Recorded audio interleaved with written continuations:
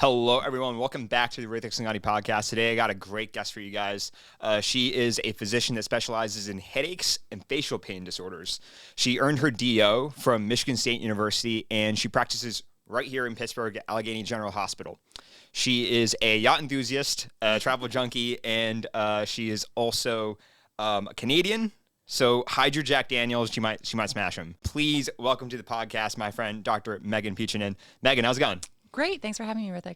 Really excited to be on here. Yeah. It's been a minute since we've talked. I know this conversation was in the works for like a while, so I'm finally glad we're able to sit down and do it. Yeah, just two people with busy schedules, so excited. That is very true. Yeah. I saw you were traveling. Actually, so speaking of the traveling junkie, I saw you were traveling a little bit in Eastern Europe. I know we were going back and forth a little bit. How was that? Yeah. That was great. Yeah, I went to Italy. I went near Venice and then down to Trieste, which is over by Slovenia and Croatia, and did a couple day trips into Slovenia and Croatia. Funny story, I got pulled over in a bikini on the side of a highway in Slovenia. You got pulled over? Yeah. Why? I didn't pay a toll. It's different than it is in Italy. Italy, like, take a ticket, you pay the toll when you get off the highway. In Slovenia, apparently you're supposed to buy an e-ticket before you even enter the country. So didn't know that. So I went swimming in the Adriatic Ocean. I was in a rush to get back to Italy. So I wrapped myself in a towel and started driving and got pulled over. So that was probably the low part of the trip, but makes for a good Did you story, say, like, listen, if you got headaches, I can fix them? If you got headaches, I can fix it. Well, he barely spoke English, so I don't know how well that would have gone over, but made for a fun story. But it was really beautiful. Slovenia is very underrated. It's gorgeous. Have you been to the Baltics, like that, like Italy, like Croatia? Have you been there before, or was that your first time? I've been to Italy twice, okay, but never that part of Italy, kind of the top eastern corner of the boot. But I've been to like Milan and Florence. Okay. So I've been there a little bit, but this was my first time in that side of the country. I've been to Rome. I went to Rome when I was 10. Mm-hmm. And that was definitely an experience. The Mediterranean heat was not the best, but seeing like the Colosseum, seeing like the Circus Maximus, like where they raced all the chariots and stuff like that. Right. That was really cool. This is kind of like a couple of months ago. But I still want to congratulate you on it because the audience might not know this, but you're now an associate professor at Drexel. Yes, I am. Yeah, so I was worried that for a second when I heard that, I was like, all right, I mean, if Megan's moving to Philly, then I gotta follow her and get the podcast episode done. I was ready to move operations, but then you're like, no, I'm not moving. So I would never move to Philly. I would never move to Philly. So Drexel has a number of different sites that their medical students rotate at. Okay. They used to have a big hospital in Philadelphia called Hanneman that was bought by private equity and eventually gutted and closed. Oh. So they had a lot of residents that they call them orphan residents, where they didn't have a hospital to rotate at. So other hospitals kind of picked them up and adopted them. So same with the residents and their medical students. So then we got some students coming over to us from Drexel. So even though I'm in Pittsburgh, 5 hours away, I'm an assistant professor at Drexel. I'm on one of their promotion and advancement committees. So we are still involved with like medical education, even though Allegheny Health Network doesn't have an associated medical school at this time. Good old private equity. Good old private equity. Everything they touch makes it worse. Oh yeah, it turns into gold, or at least for them. Yeah. No, very cool. And then I do also want to congratulate you on another thing. First time homeowner. Yes. How's that feel? I'm already over it. Oh yeah? No, it's really great kind of having my own house. It's just a lot more work than renting. Okay. They say when you're renting, the rent that you pay, that's the maximum amount you're going to pay per month. Whereas when you own a home, your mortgage is the least amount that you're going to pay per month. Everything just kind of tacks on top. So it's nice to own my own house. It's nice to have my own space and decorate it. It's so cute. But it's already like exhausting with all of the chores that need to be done and yard maintenance and What was something unexpected about owning a home that you've come to appreciate? And then kind of what's something about owning a home that you're like, I didn't think I would have to deal with this? So I've only lived there for a month. So okay. So it's still very new. When I bought my house, I bought one that was flipped. So pretty much everything was already done kind of exactly the way that I wanted it. There wasn't a lot of maintenance that needed to be done or any updates. But then there were certain things that like, there's no external spigot for a hose. So like they just put the siding over top of that. So I don't know where it is. So I don't know what to do with my lawn because I can't I don't have anything. I can't water it. Like, can't get a sprinkler. Yeah. So there's all these like little things that I was like, oh, I guess I didn't think of that. And I guess the people that flipped it didn't think of it. They forgot to install a mailbox. So I wasn't getting any mail. So I had to do that. It took me like 3 hours to install a mailbox when I was on my own. Yeah. Gotcha. I'm curious. Is this home as big as the home that you owned like when you were like a kid?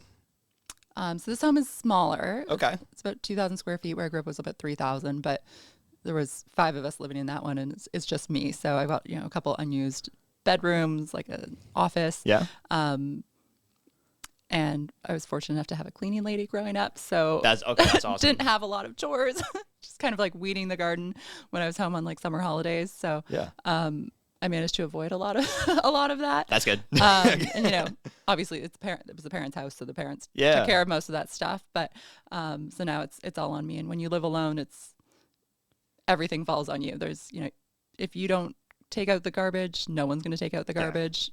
So and you and I both live such busy lives that it's hard to make time to. Oh yeah, no, to you're do like these Saturday. things. It's just your garbage piles up to this, and there's something smelling. I wonder what that is, and you're just like, oh, it's probably that. Yeah. So it's still a learning process, and we'll get there eventually. But it's a huge milestone. Yeah, thank you. Yeah, of course. I'm curious. So you're from Ontario, right? Yes. Yeah. What was it like growing up in Ontario? It was pretty similar to here. I lived about an hour outside of Toronto, so it's a city of about 500,000 people, so a bit smaller than the Pittsburgh area. But we're close enough to Toronto that any sort of big city things was still within reach. But it was kind of more of like a suburbia type of upbringing. It has a little bit less personality than Pittsburgh does. A little less personality. Yeah. I always thought like Canadians like would they rode in on mooses and they drank maple syrup every day. Correct. I thought that was the we do that. Okay. Yeah. But that's everywhere in Canada. Don't shatter my fantasy. Yeah. But we were home to the second biggest Oktoberfest in the world. Okay. And the makers of the blackberry. Oh really? Yeah. So this is my hometown's claim to fame. Is the second largest Oktoberfest and the blackberry? Yes. All right. Yes. The fruit, not the phone. The phone, not the fruit. Yeah. That's awesome. I'm curious. So, we're talking about you growing up. Mm-hmm.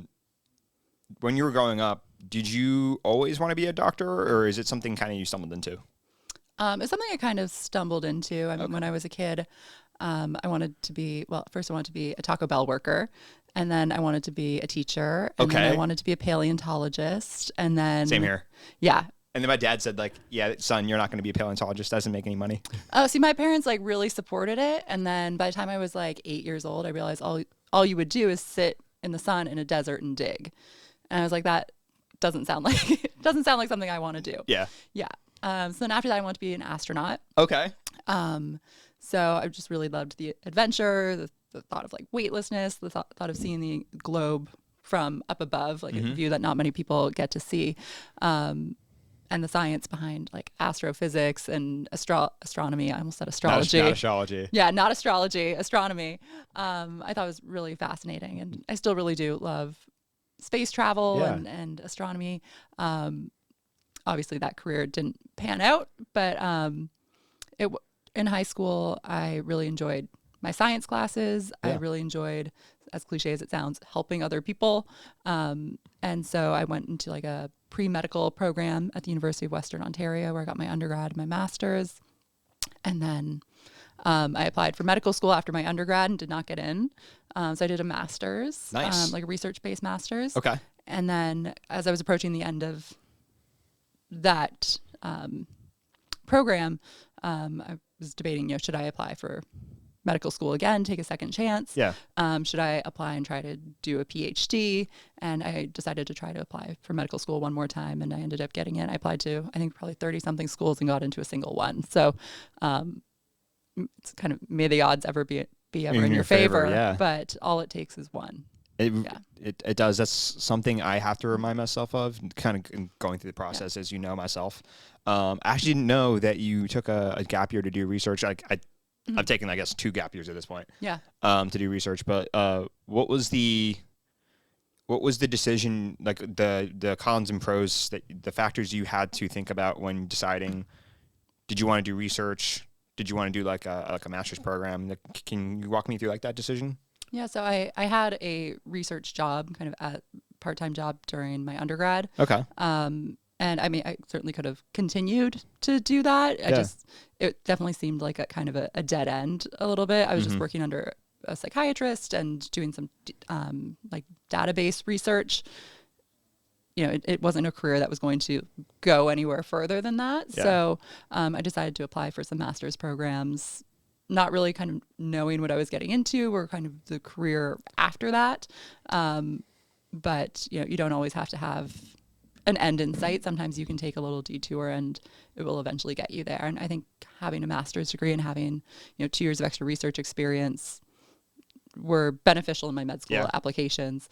My grades weren't excellent in undergrad. So I think having something else that can kind of differentiate you or kind of allow you to sell yourself or a specific niche that you want to pursue in your medical school applications can kind of differentiate you from the rest of the crowd. They're reviewing thousands of applications. So having something saying that you want to focus on research and like look at everything that you've done so far can really be beneficial in setting yourself apart and making the reviewers pick you. Yeah, I mean, I think that's really important to keep in mind that, like, yes, grades are important, like your GPA and your MCAT are important, but it isn't everything. Right. Like they do take into account these other factors, like as you said, your like your research, your master's program, all that. Right. So it gives like a glimmer, some glimmer of hope to the guys, to the applicants with low stats, kind of going in, just be like, no, like it's not all, you're not doomed. Like it can still go through and.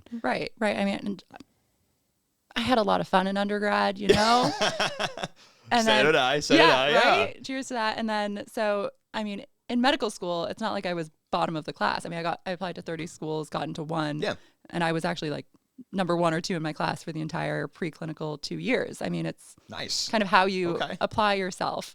And I think even though my grades weren't stellar in undergrad, they were still good. I went to a very good school. So I had a really strong background in basic sciences that really allowed me to do well in medical school. So, even if you don't have the best stats, it doesn't necessarily mean that you're not going to thrive or do well. Absolutely. I mean, I've heard Michigan State, like, not only is it a pretty like damn good medical school, it's also like of the DO schools, it's really up there. It's like one of, if not like the best, if I'm not mistaken. Yeah, there's a lot of DO schools, and a lot of them have popped up in the last 10 or 15 years. A lot of them are for profit, and I did apply to a fair number of DO schools. And some of them are definitely better than others. And some of them, they don't even help you set up your 3rd year clerkship rotations. But Michigan State is very well established. They've been around for, I think, over 100 years. There's over 300 students per class. It's a really big school, and it has the name brand behind it of Michigan State. And I think that's probably one of the, if not the only, like university associated or university name DO schools that's associated with like a flagship university. There's lots of other DO schools, and a number of them are reputable, but there's also, you have to be kind of careful of some of the ones that are in it for the money. And don't really have a track record of good residency placements or graduation rates. Yeah. No, you got to do your due diligence, got to do your research. But actually, this comes to an interesting topic, though. You're from Canada. Michigan, unless Michigan decided to secede from the Union, if I'm not mistaken, is still in the United States. It is still in the United States, yeah. So you applied to, I'm assuming you applied to Canadian and U.S. medical schools? Yes, I applied to both. So I didn't even know that actually as a Canadian as a Canadian student, you could apply to Canada and U.S. medical students. Does it go the other way too? So it's complicated. Okay. So technically, yes. Okay. But there's only, I think, 13 medical schools in Canada. They might have just recently opened a new one. So a very limited number. Okay. And all the medical schools are associated with major universities. And the ones in Alberta will really only take students from Alberta. Okay. They might have 3 to 5 spots reserved for out of province students. Yeah. And then even less for out of country students. So you're really competing with everyone else that's applying for very, very few spots. And usually they go to people that have some sort of affiliation already with that province. Like if all your family is there, you can mention that or sell that, or a reason why you need to be in Alberta. Those kind of things matter. And if you don't really have those sort of ties or connections, you really don't stand any sort of chance. So that applies to almost all of the provinces except for Ontario. Ontario has 6 medical schools. I think a 7th one just recently opened. And 3 of those 6 schools have other kind of restrictions. So one of them wants students from Northern Ontario or natives. One of them prefers French speaking, and one of them prefers people from Southwestern Ontario. And I was half an hour from the cutoff. It goes based on where you went to high school. So 30 minutes from the cutoff for that one. But that's University of Western Ontario, where I did my undergrad and master's, and would have been happy to stay in that area, but they go based on where you went to high school, so didn't make the cut. And they tend to have lower admissions stats for people that from these preferred demographics. Yeah, they're more accepting of like if you're local, right? Correct. Yeah, exactly. So I was only able to really apply or be considered at 3 of the 6 universities, and those are the most competitive ones in all of Ontario, or all of Canada, really. So like University of Toronto has higher admission stats than Harvard. Really? When I applied, the average entrance GPA was 3.98 out of 4. That's the average. So half of people are above that. So it's insanely competitive. Yeah, that's Canada. a steep competition. Holy crap. Yeah. So I applied to those 3 schools. I didn't even get interviews there. You shot your shot? You shoot your shot. You have to apply. Yeah. And you hope that they kind of take like a holistic look at your application. But again, you're competing with 6,000 people for 60, 150 spots, depending on the school. So the odds are not in your favor in that case. So real quick, I want your opinion on this. When schools say they're holistic, like how truthful can that be? Like I would like to think most of them are, but then sometimes like just reality speaking. Right. They do place a lot of emphasis on certain characteristics, whether it be that MCAT or that GPA. Right. And I think that, it's impossible to read 6,000 personal statements. There's just, no one has the time or the capability or the attention span to do that. But I think places that do have more of a holistic approach, they still probably have like GPA or MCAT cutoffs that maybe are slightly lower. Yeah. And they don't necessarily kind of rank all of the applicants by their GPA and MCAT and then do a cutoff at this number of 500 people and then just interview those. I think that they just have a lower cutoff and then review a larger number of applications. So if your MCAT and your GPA are absolutely terrible, it's probably not going to help. Happen. And they still have to have some sort of way to differentiate all of these different people. So even if they do a holistic look, somebody else might have written a better personal statement or had experiences that connected with the application reviewer more than yours did. So there's a lot of kind of subjectivity to it. Interesting. Now, did you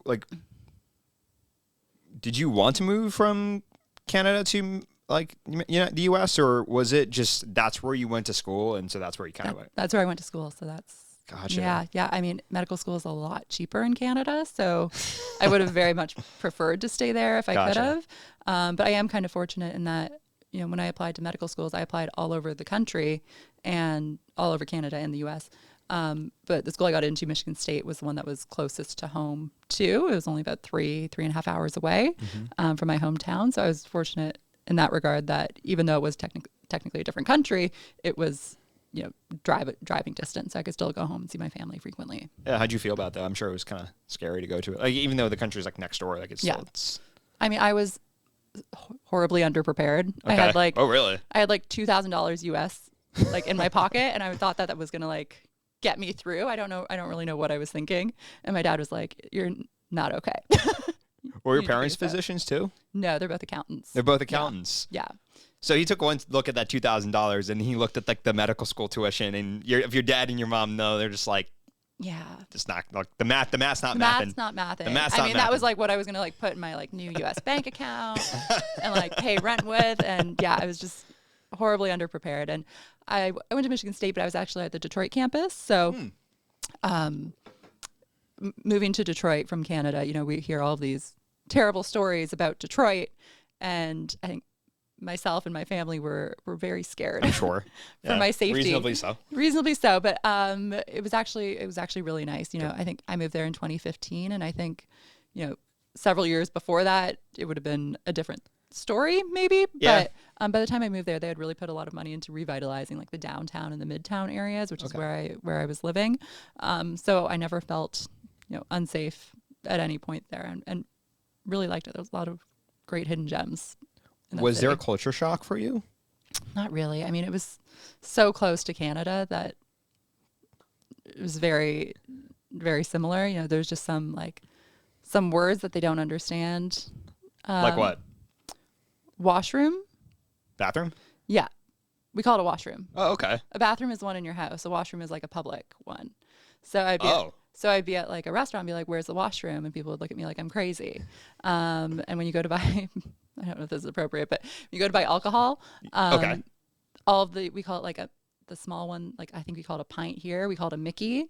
We call it, really? We call the next biggest one. I don't know what we call it here, but we call it that a 2.6. Okay. And we call it 40. And we have a Texas Mickey in Canada. So I came here and I was like, in Detroit, they kept all of the liquor like behind the counters. You had to ask the store owner to like grab you what you want. And I just couldn't like communicate what I wanted. And I was like, I want a Mickey. And they're like, what is that? I'm like, the 375 Disney's down milliliter. south. Like, I don't know. Like, what are you talking about? Yeah. So that was also like a bit of a culture shock. But pretty minor kind of in the grand scheme of things. Yeah. Yeah. The next biggest drink size, they call that a trip to the ER. That's what they call that. Not all in one sitting. Yeah. Not all in one sitting. Yeah. Have you thought about if you want to go back home and practice, or do you want to stay in the United States?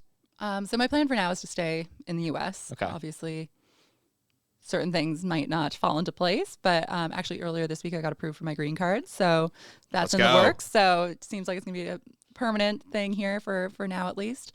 When I was in medical school, especially as a DO, there were a lot of restrictions in terms of coming back to Canada. And in Canada, a lot of the residencies are 1 year longer than they are in the U.S., except for family practice, which is 2 years in Canada, 3 years here. But neurology is 5 years there. It's 4 years here. And so if you do residency in the U.S. and then try to go back to Canada, they're like, your residency is not equivalent. You need to do an extra year of supervised practice in Canada. So there's a lot of kind of hurdles to jump through. You have to retake certain boards. And not a lot of people have done it specifically in neurology. People have done it in family medicine or emergency medicine or internal medicine, but not a lot of people have done it for neurology. Okay. So it was never something that was really kind of on my radar until recently. In the last, I think, maybe 2 years of my residency, Canada has such a doctor shortage that they said if you're board certified in the U.S., you can be board certified in Canada, and you don't have to jump through any of these extra hoops. That's great. So now it is. You know, my entire training, it was something that I was never really considering doing. It's an option on the board. But now the option is back on the table, which is nice. That being said, I think it'd be a little challenging to go from practicing in the U.S. where I can order an MRI and it gets done in like 2 weeks to ordering an MRI in Canada and it gets done in 8 months. So specifically as a headache physician, if someone comes in and I'm concerned that they could have a brain tumor, how do I manage them if I'm not able to get the testing or the answers in a timely manner? Because in that 8 months, like that tumor may be growing, or patient might be dead by that point. Right. So yeah, it's a big kind of shift in the way that they practice here versus practicing there. Yeah. So I mean, the United States healthcare system has its fair share of flaws. Absolutely. Yeah. Absolutely. I mean, you're waiting 8 months to get an MRI, but you don't get a bill for $12,000 after. So it's kind of a trade-off. Yeah. But I didn't know that Canada had its own share of like faults within its own system. Yeah. is it just longer? Like, is it longer wait times that everything's cheaper? Like, because there's an element of more socialized medicine in Canada, if I'm not mistaken, right? Correct. Yes. Okay. Yes. I'm curious, like, what do you like looking at your home countries, kind of way they're approaching it, like versus us? Like, it's not necessarily what would you prefer, but it's just kind of like, do you think they're doing anything better than the United States and vice versa? I mean, I think it's great that you don't have to worry about the cost. I mean, I have a lot of patients that, they don't want to get certain testing done. They don't want to get an MRI. They don't want to get this blood work because they're afraid of how much it's going to cost. And I don't think that should be a factor in your healthcare, but realistically it is. And, when I was picking my health insurance plan, the advisors were like, oh, you should go for a high deductible plan. You're relatively healthy. You can put this money in like an FSA or an HSA. And I was like, I want the plan that covers as much as possible so that I can feel comfortable like going to a doctor and not getting stuck with a huge bill after. I just prefer that kind of safety net and reassurance that I'm going to be fine and get the care that I need. So even if it's not the financially best option, that was what I thought was the best option for me. Yeah. My peace of mind. Yeah. Of course. I mean, I can only imagine how much stress that would like put on you. Just you get everything checked out, and then you just come home, and then your credit card bill or your bank balance is like in the trash can. You're just like, whoa, okay, right, never doing that again. Yeah, I mean, and I'm like fortunate enough that I'm a physician. I know what is important, what I should go to the ED for versus not, and have the finances that one doctor bill is not going to destroy me. Yeah. But some people are unfortunate have to choose between that and rent or that and food, and it's really sad, and it shouldn't be that way. I know. But that's the situation that we're in, and Canada's healthcare system is definitely not perfect either by any stretch of the word. There's definitely pros and cons to both, and I don't have a good solution. No, I mean, neither do I. Like, I'm not even a doctor yet, so soon enough. Soon enough. But let's go to a little bit of a lighter subject. Sure. Yes. Because you mentioned neurology. That is your specialty. Right. So I'm curious. This is a two-part question. What were the moments that in your life that made you want to be a physician? And then later on, like, what made you want to do neurology specifically? Okay. So I don't think there was ever like a specific moment in my life that I was like, I want to be a doctor. That's my calling. Okay. Like I said, I liked science and helping people, and that seemed like the best way to kind of merge those two. I didn't have any physicians in my family. My aunt was a nurse. My parents were accountants. So I didn't really have anyone kind of pushing me towards medicine. My parents wanted me to be an accountant. Math was not my thing. Same here. Yeah. So it was something that I honestly just kind of stumbled into. And for some people, it's a lifelong calling. But for me, it's a job and a career, and I enjoy it, and I enjoy what I get to do every day. But I think that's just kind of where I'm happiest. But of course. It's not. I don't think it's the end all be all. No, I actually think that's a really important attitude to have, because I mean, as a kind of younger generation, that's also something I've been thinking about too. Is I mean, my core motivation for going into medicine is because I think I told you this, my mom passed away from cancer. Oh, yeah. And sorry.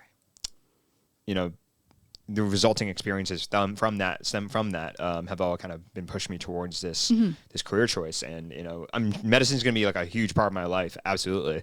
And I might be more on the calling side, but also like I want to have a life too. Like I want to do these other things with my life that that is not just medicine. Like I want to be more than just a physician. Right. Yeah. And I think it can be dangerous to think that, it's a calling and I have to help everyone type of thing, because there's always going to be more patients to see. You can't be there 24/7 and take care of everyone. You have to be able to draw the line at some point and separate your personal life and be able to go home and but I think that's set medicine aside. Yeah. But that's like the nuance. It's like, the way I conceptualize it is you kind of have to put on your own oxygen mask before you can help everybody else. Exactly. Right. Or else you're going to burn out, and then you're not going to be able to help anyone. Yeah. So absolutely. And then then how'd you but how'd you choose neurology? Yeah. So during pre-clerkship, I did not like my neurology course. Really? Yeah. It was a a lot of where's the lesion? A patient comes in with XYZ deficits, where is the stroke? And it just felt very like, it felt like what you expect neurology to be, which is just very dull, dry, all stroke. And then when I was rotating with my neurology rotation, my third year is one of my first rotations. I learned it so much more than where's the stroke. I mean, if they have a stroke, they're getting an MRI and that's going to show you where the stroke is. Anyways, we learned all these obscure stroke syndromes, but patients don't present with like textbook syndromes. You know, they present with symptoms that sometimes may or may not fit these syndromes. So just felt like very kind of esoteric knowledge in the preclinical years. And then in real life, it was much different than that. And it was one of my first rotations. So I thought I was going to love everything. And then as I rotated through the other specialties, I was like, I don't really like that so much. And then in my third year, one of my family members had some symptoms concerning for multiple sclerosis. And they were up in Canada. So it took 8 months to get an MRI, 8 months to see a neurologist after that. So I kind of got to see what having not great neurologic care looked like. And same time, my grandfather had symptoms, or not had symptoms. He did have West Nile meningoencephalitis. West Nile brain infection. And he was very, very sick. He was also in Canada. He was in the ICU, intubated for about 2 weeks while they tried to figure out what was going on, because he had never left Ontario. But he had gotten, bitten by a mosquito in Ontario. It was the first case in that area in over 20 years. Wow. So it was not expected, but he got really great neurologic care. So I kind of got to see the dichotomy of having good and bad neurology care and management. And so that's what kind of pushed me towards pursuing neurology. How'd you settle on, because neurology is still pretty broad, I would say. Very broad, yes. Yeah. So how'd you settle on, treating headaches and facial pain disorders as like your bread and butter? Yeah, so there's a lot of different subspecialties within neurology, a lot of different disciplines, a lot of different diseases. And a lot of those diseases we don't have a great grasp on yet in terms of, medical knowledge, being able to fix them or treat them well. And a lot of those conditions are progressive. So the Alzheimer's is going to get worse. The Parkinson's is going to get worse. The neuropathy probably going to get worse. And I just found caring for a lot of those conditions to be a little bit demoralizing. And understandably so. Right. You help treat the symptoms, but the patient continues to get worse. So you up the medications and then they have side effects, but their neuropathy is still getting worse. Their Parkinson's is still getting worse. So I didn't find it particularly rewarding. Whereas with headaches, we have a lot of patients that come in and they can be functionally disabled. And for the most part, they're young women that should be at the prime of their lives, working and having a social life and starting a family. And chronic migraines can really take you out of all of that. And we have a lot of great treatments that have come out in the last 10 or 15 years that can not cure the problem, but make it so it's not a problem anymore. So make it so it's not a problem. There's still some element of management they might have to do, but it's otherwise been like solved. Right. We consider there's two different ways that we treat migraines. I'm sure we'll get into this in a little bit later. Yeah, absolutely. Yeah, we are. But there's preventative treatment to try to reduce the number, severity, and frequency or duration of the migraines that you're having, and then there's as needed treatment to take when you have a migraine. Even the best preventative treatment we consider a good response, like a 50% reduction in the number of headaches you're having. So if you have 20 migraine days a month, if we can get that down to 10, we consider that a win.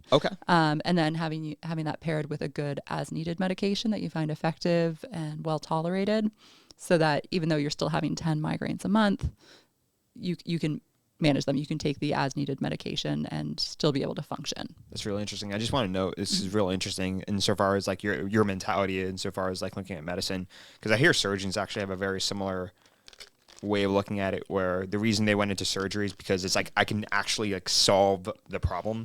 Right. Like I go in and I cut the tumor out, or I do the hip replacement, or or in your case, you're not cutting anybody open, as like a neurosurgeon would be, but it's still like I can. There's a verifiable solution here versus a management of a case. So I thought it was really interesting. Right.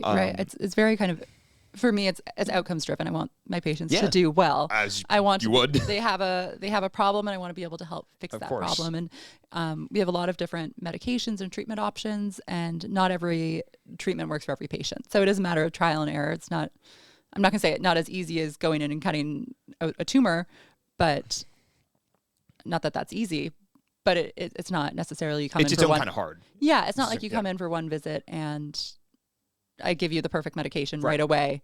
You know, sometimes it's trial and error, and we have to find the one that works best. Absolutely. But so, speaking of headaches and migraines, I'm curious. Let's kind of go from like bare bones basics and kind of build up. How do physicians define headaches? So headache is basically pain in the head. Okay. I have some patients that come in and they're like, "Well, I don't have a headache. I have a pain in my head," and I'm like, "Well, that." I still consider that to be a headache. Okay. For lack of a better term. But there's over 200 different causes of headaches. Oh, okay. Right. So migraine is probably what I see most commonly, but not every headache is a migraine. Right. So you have to kind of figure out, headache is just a symptom. You have to figure out what it is that's causing it so you can be able to treat it appropriately. Gotcha. And how are headaches different from like pain I would feel like in my arm or in my leg? Yeah. Right. Or like abdominal pain. Like how is it different? That's a great question. So there's a lot of different types of pain. The one, in your arm or your leg is called nociceptive pain, which is pain from injury to a structure.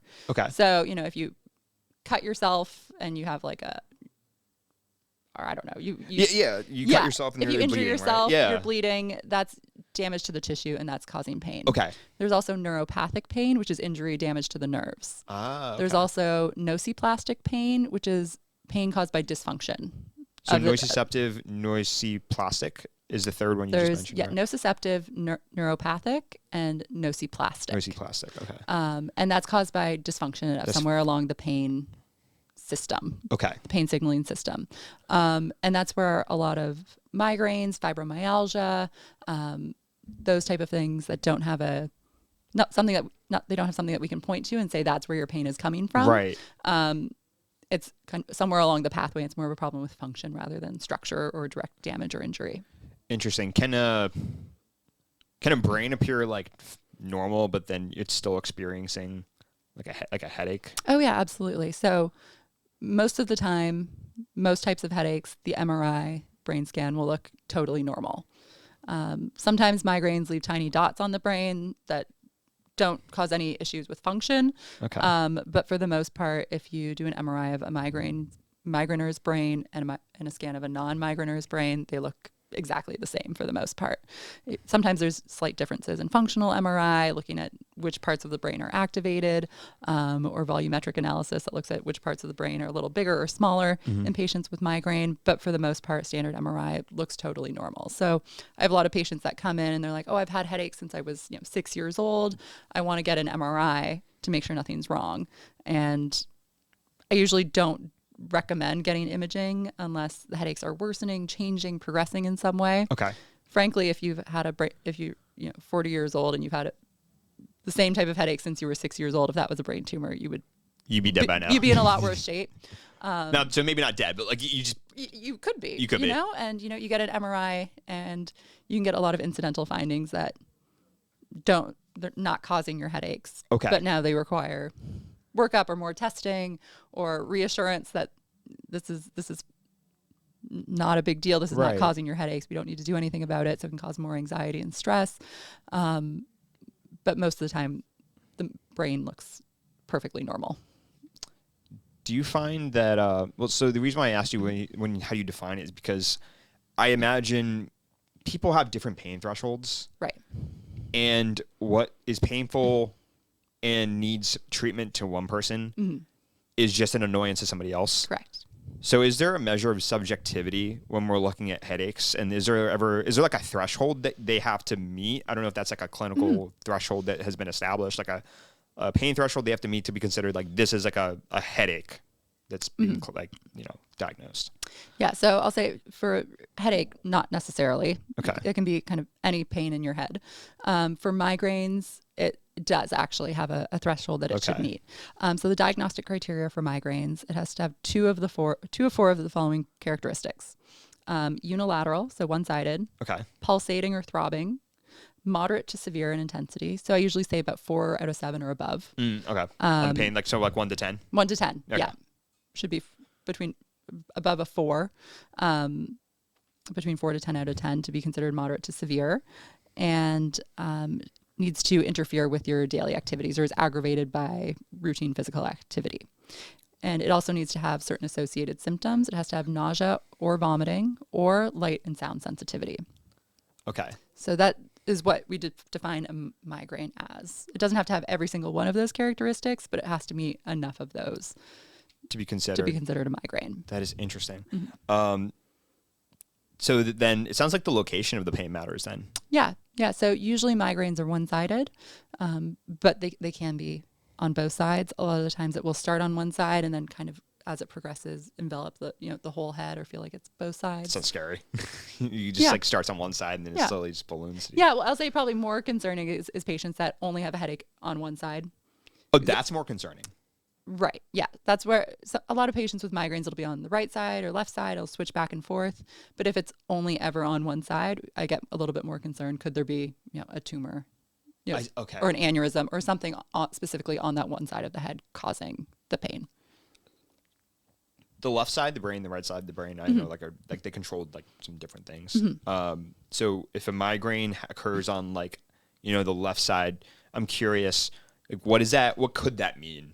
Versus like if it occurs on the right side, or does it matter? Doesn't really matter. Doesn't really matter. Okay. Yeah.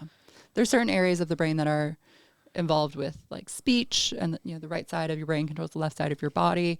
And some patients have aura symptoms that can affect one side or the other. So those are symptoms that come on before the migraine. Some people, most commonly is changes in your vision, looking like TV static, kaleidoscope, zigzags.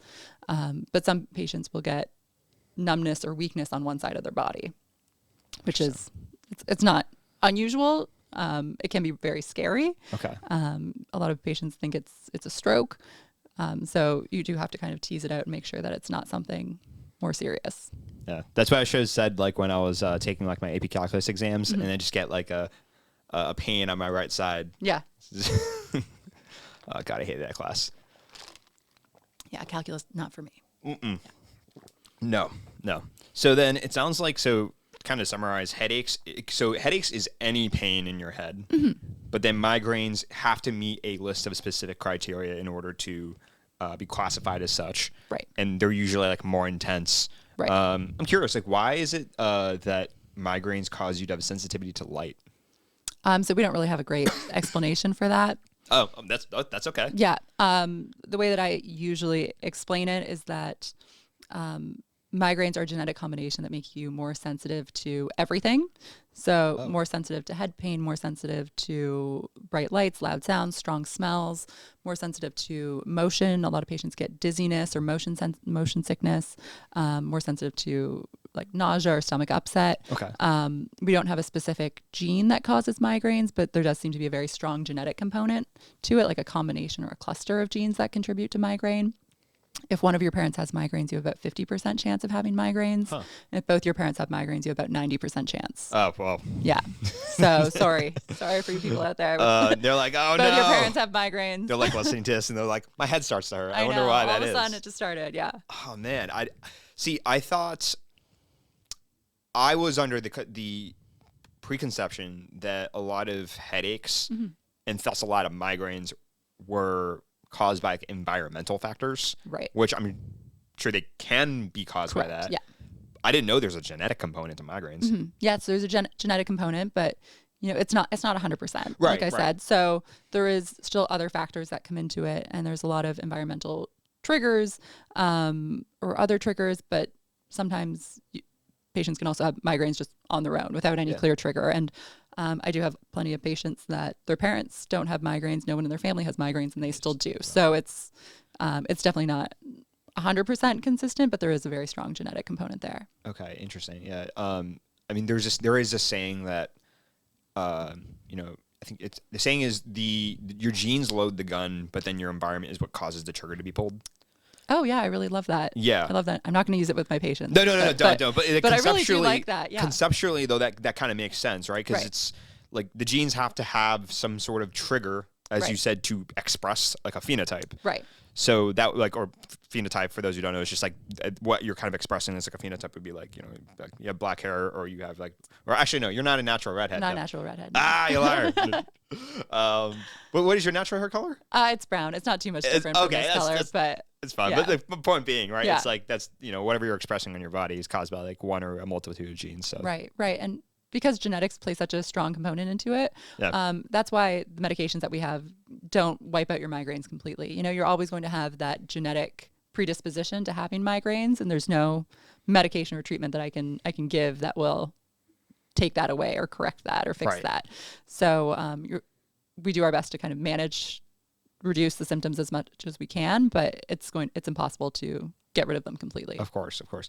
Does the type of pain matter? Because doctors before, if I've ever had a headache or something, one of the questions they ask me is like, is it like a dull throbbing, pulsating, or is it like stabbing, like someone's got a knife to your brain or something like that? So yeah, does that matter? So one of the criteria for migraine is that it's pulsating or throbbing. Okay. You don't necessarily have to have that. You have to have 2 of those 4 characteristics. So even if you say it's like dull aching, if it still meets the other criteria, that can still be a migraine. But there's, the pulsating, throbbing is more consistent with migraines, and there's other headache types that are more consistent with stabbing, electric type of pains. So we do use that as a factor in trying to determine which diagnosis, but it's not definitive. It's not necessarily has to be pulsating or throbbing to be a migraine. That's interesting. Do you want to share a story with you? Because I think you'll find this very interesting, Sure. like kind of like a case. So actually my previous guest, his name is Will Marshall. He has his online fitness training company called Marshall Fitness, and then he was a collegiate soccer player. So he kind of described an incident to me where he got hit 3 times in the head in his junior year playing college soccer. So he said that he got hit on the top of his head. Right? He got hit on the top of his head playing soccer, and he got a concussion. And then he got hit 2 more times. And then he developed migraines. And he said, when he went to the doctor, he said, based on the path of the pain that kind of like occurred, like they said, like that's how they diagnosed it was a migraine. So, and he said he got hit in the head, he got blurry vision, and then he got pain. Okay. But then he said like he went home, slept it off, and then it was fine. Okay. So I guess a couple questions is, when we're talking about impacts, does the location of the impact can affect like what is developed, like how the migraine develops, and how often is it that you can just sleep one off? Because that sounds like a very isolated incident. I don't know if that would be like a something you would tell your patients. You're just like, just sleep it off, it's fine. Yeah. So to address your first question, location of the impact doesn't necessarily matter, but I do have a lot of patients that come in with post-traumatic headaches that they were hit in the left back part of their head, and that's where they get headaches. But it's not 100%. Some patients will, after you have an injury, it's called coup and contra coup injuries. So when you have a head injury, your brain can kind of shake or shift inside of your skull. Okay. So that can cause injury both where you were hit and also on the other side, where the brain is kind of rattling off the skull on the other side. So you can get headaches at the site of impact. You can get headaches on the other side. Sometimes the headaches are all over. Okay. Yeah. So it doesn't necessarily have to matter. And actually, one interesting point about post-traumatic headaches, we divide traumatic brain injuries into mild, moderate, and severe, usually based on duration of loss of consciousness. And actually, patients that have moderate or severe head injuries are less likely to have post-traumatic headaches. And it's more the patients with the mild brain injuries that tend to have worse symptoms. And that's something that I definitely see in my practice as well. It's usually the patients that hit their head on a counter or a car door that tend to come in with these post-concussive headaches that just persist and don't go away, where it's the moderate to severe brain injuries, for the most part, tend to improve significantly, or don't really have headaches as a long-term symptom. Interesting. Are there different types of headaches? So what are the different types of headaches?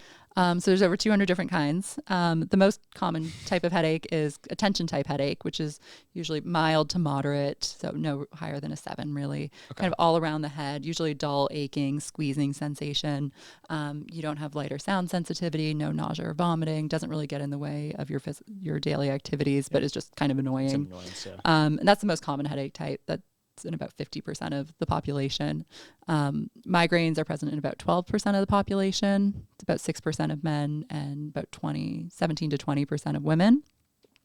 There's cluster headaches, which are considered the most excruciating condition known to mankind, which on a scale of 1 to 10, women rate labor 6.9, Okay. kidney stones a 7.2, and cluster headaches a 9.7. So just astronomically, exponentially worse than Kidney stones. other pain.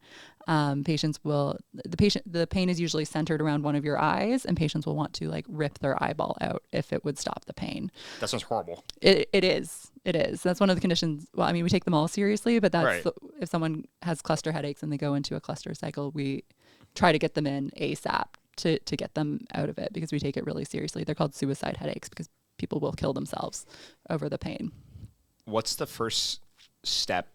You have a patient coming with that severe of a condition. What's like step one? Right. So, like I said, with migraines, there's preventative treatment and abortive treatment. Okay. Preventative treatment usually takes several weeks to kick in, which we don't want these patients with cluster headaches suffering that long. So we give what's called a cycle breaker. So for cluster headaches, that's usually either a course of steroids for about 21 days, much higher doses than we give for migraine as a cycle breaker, or occipital nerve blocks with steroids. So, when you go to the dentist and they numb your jaw. Yes. So they found that doing the same thing with the occipital nerves at the back of the head using steroids 3 days in a row can break people out of a cluster cycle. That's good. Temporarily or? So you still start a preventative treatment. Okay. So the cycle breakers are intended to kind of decrease or reduce the pain, take the edge off. take the edge off for a couple of weeks while we give time for the preventative treatment to kick in, and also give you a good as needed treatment. And usually the as needed treatments are very effective for cluster headache. You just have to have access to them or have someone to prescribe them and know that you're dealing with cluster headaches, because they can have a lot of overlapping features with migraines. Yeah. But what's really interesting about cluster headaches is that the best as needed treatment is actually oxygen, like high flow Really? oxygen via face mask for 10 to 15 minutes. Most of them just go away completely. Huh. Yeah. O2. I've heard there's like ozone therapies now out there. Like I don't know if that is anything you guys have looked into. Not that, no. Not really. No. Okay, No. that's something different. Yeah. But it's just getting oxygen direct to the. Yeah, just high flow oxygen, and we don't know exactly why it works. Huh. But it's very effective, and it's really wonderful because there's not a lot of side effects to it. Cluster headaches are actually strongly associated with tobacco use, and they're usually in young men between 20 and 40. But because they're associated with tobacco use, oxygen is also not great when you're smoking a cigarette because oxygen is flammable and can explode. All right. So you just have to kind of be cautious and educate your patient that they shouldn't have the oxygen mask off and take it off to have a cigarette. So what you're saying is don't smoke, kids. Don't smoke, kids. Smoke. Don't smoke. Don't smoke. Man. Why is it called a cycle breaker? Because cluster headaches tend to come in cycles. So they come on usually in the spring or fall and happen between every other day to up to 8 times a day. And they last between 15 minutes to 3 hours. So patients will get into these clusters, which is why it's called cluster headache, where they just have these horrible, excruciating headaches over and over and over for multiple days to weeks to months on end. So we call it a cycle breaker because we're trying to break that cycle. Okay, wow. Because that sounds like that sounds agonizing because you go through one wave, lasts from about what, like low end, high end is like 3 hours, low end could be like maybe like a couple minutes. 15 minutes. Is 15 the cutoff, minutes, yeah. and then it's just you're waiting for the next one. Yeah. Yeah. God, okay. Yeah, and cluster headaches tend to come on most commonly overnight, so a lot of patients aren't able to sleep or they get woken up by this excruciating pain. So, if you're getting woken up 2-3 times overnight by this pain, Yeah. you're not going to be able to function during the daytime, and you get a lot of anxiety, severe anxiety about, when's the next one going to happen. Yeah. Yeah.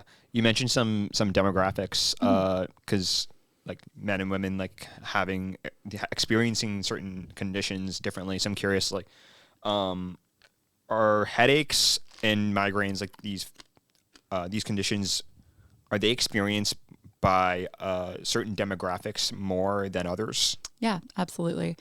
So migraines specifically are more common in women. Okay. The most common times in a woman's life where she's more likely to develop migraines or worsening migraines is between 11 to 12 years old, around the onset of puberty.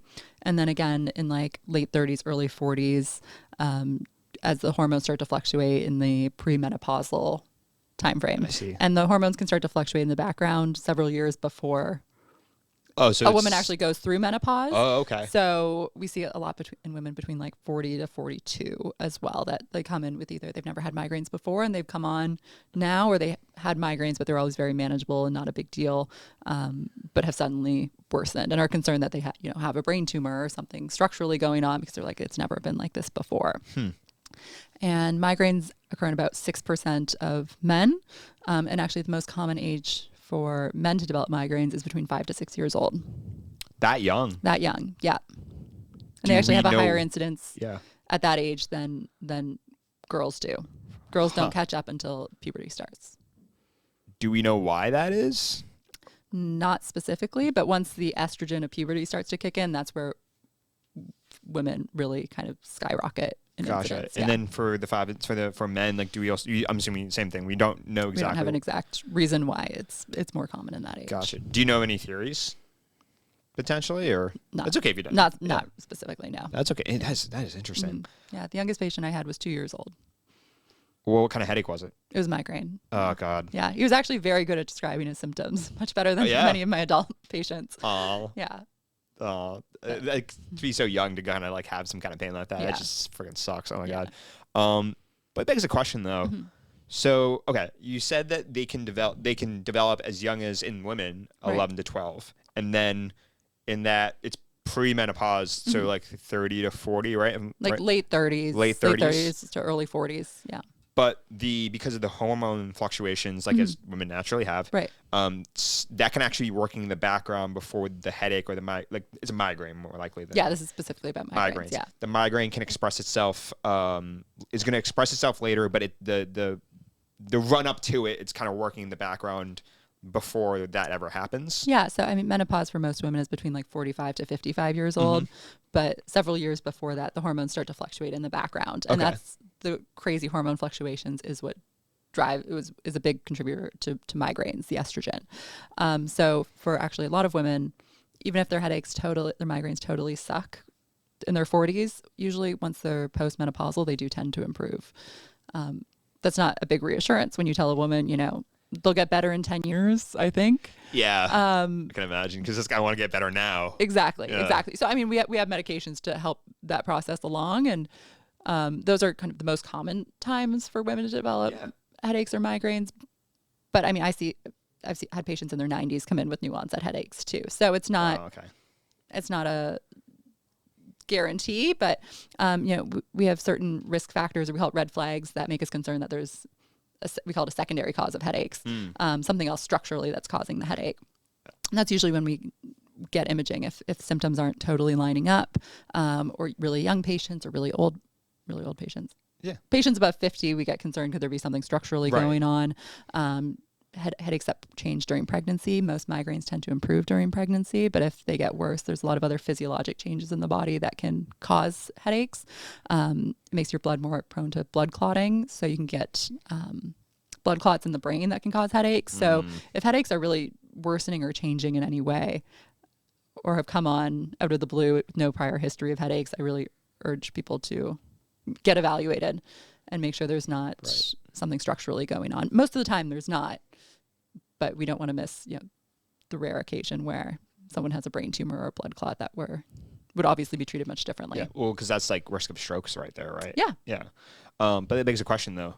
So if you're looking at this from like a preventative angle, I guess you'd say, is there anything that can be done before they start to develop the headaches? Is there some kind of imaging that could be done regularly, semi-regularly, or any markers that you could look at that kind of say like, oh, like based on this imaging that we took last month, and like you're not experiencing anything now, but this could potentially be something we're looking at like when you're around in your late 30s. Is there anything out there? Not really. There's no like predictors. The biggest predictors are if you've had migraines before and if your parents have migraines. There's nothing really that predicts it, but there is a high rate of comorbidity or coincidence with anxiety and depression. Okay.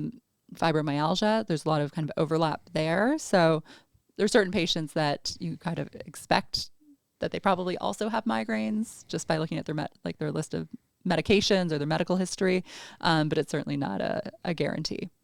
Interesting. There's no biomarkers or imaging tests that can predict it. Yeah. As of now, right? As of now. Yeah. Yeah. That still sucks. We talked about environmental triggers, and obviously, so you said there's a genetic component to this, but what are some triggers that can cause like a headache to come on, like, or a migraine to come on, like aside from the hormone fluctuations in women, because that's like a natural biological thing that's one thing. Right. What are other things you've seen? Yeah. So, like you said, around women's period is a big one. Stress, weather changes, like barometric pressure fluctuations. So especially like spring and fall, or in Pittsburgh, literally anytime. Yeah. Like big storms as they come in can be a big trigger for migraines. There's certain foods that can trigger migraines, Really? like MSG, nitrates, like a lot of deli meats, gluten in some people, but actually interesting because a lot of people, if you ask them a trigger for their migraines, will say chocolate, which it's not actually a migraine trigger. Okay. So before the head pain actually hits, the body has a lot of physiologic changes that happen before, and we call that the prodromal phase of a migraine. So the migraine is already happening in the background. It's already ramping up, but the head pain hasn't hit yet. So you can get a lot of symptoms like fatigue, sluggishness, dizziness, light and sound sensitivity, yawning, and food cravings is also another one. And chocolate is a big one. So a lot of people will, when they eat chocolate or they crave chocolate, they want chocolate, they eat it, and then they get a migraine the next day. And they think that it was triggered by the chocolate, but really the migraine was actually going to happen regardless and made you want to eat the chocolate in the first place. I did not know that. That's so interesting. I didn't know that. So there's stages to migraine development before it hits. Right. Yes. There's the prodromal phase, and then some people have an aura phase. An aura phase? An aura. So some people will get like vision changes, like the kaleidoscope zigzags, TV static. Some people will get numbness or weakness on one side, trouble speaking. Okay. And then there's like the actual head pain phase, the actual migraine phase. And then there's the postdrome phase. So the headache has gone away, but you still feel sluggish, like malaise, fatigue, just feel kind of crappy, which can linger for a couple days after. So prodromal. Aura. Yep. Is that spelled A-U-R-A? Yes. Not everyone gets that. About 30% of patients with migraine get an aura. Cue like all the aura farming memes that are going to populate in the chat of this podcast. Aura farming. Don't farm this kind of aura. This is not good. You'll get a migraine. So aura, and then postdrome. Well, you have the headache phase, and then you have the postdrome. Oh, so it's prodrome, aura, headache, postdrome. Correct. Interesting. Yeah. Oh, so headache's not the end of it, because it's like through 3, and then you get the headache. So it's prodrome, aura, then the head pain phase, and then the postdrome. Interesting. And if this whole process can last 3 to 5 days in some people, or even longer. And if you have frequent migraines, you don't often get through the postdrome before the next prodrome starts. So if you consider it like a wave, it doesn't go back to the baseline.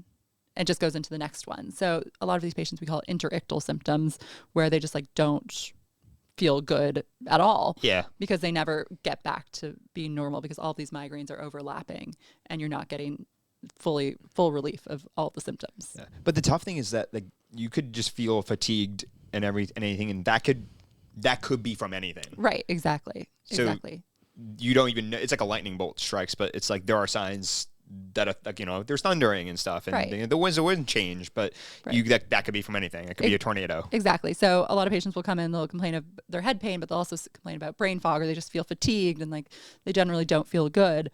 and they want to know if it's from their migraines. And it certainly could be from their migraines, but it could also be from this laundry list of 500 other things that can cause fatigue and brain fog. Okay. So the way I usually approach it is let's treat the migraines and get those under control. Right. And then we can see what symptoms you're left over with. I see. What is not related to the migraines and what was that Right. we've improved. Almost like you're triaging. It's like step one, like we got to get the pain figured out. Exactly. A lot of it's chipping away one thing at a time rather than I don't want to throw you on 10 different medications to treat every little symptom that you're having, because then you're going to have side effects and interactions. And if you're on 8 or more medications of any type, it's almost guaranteed that you're going to have at least one drug-drug interaction between them. Yeah. So I really try to treat symptoms and give you the medications that I think you need, but I don't want to give you a ton of different medications because it's overwhelming and potentially unsafe. Is there anything that you can do to like kind of halt the migraine progression in like the first phase? Yeah. So some of the as needed treatments have shown efficacy in the pre-headache phase of migraine. So as there have been studies that looked at taking this new medication called Ubrelvy or Ubrelvy. Ubrelvy, okay. At the first sign of a migraine. So they've had patients keep diaries of, my prodromal symptom is that I yawn a lot. So they have them take the Ubrelvy when they feel this prodrome coming on, when they start yawning a lot. And they found that it prevents development into a migraine. So that medication can work to help kind of stop the migraine in its tracks. A lot of the older medications have only shown efficacy when taken once the head pain starts.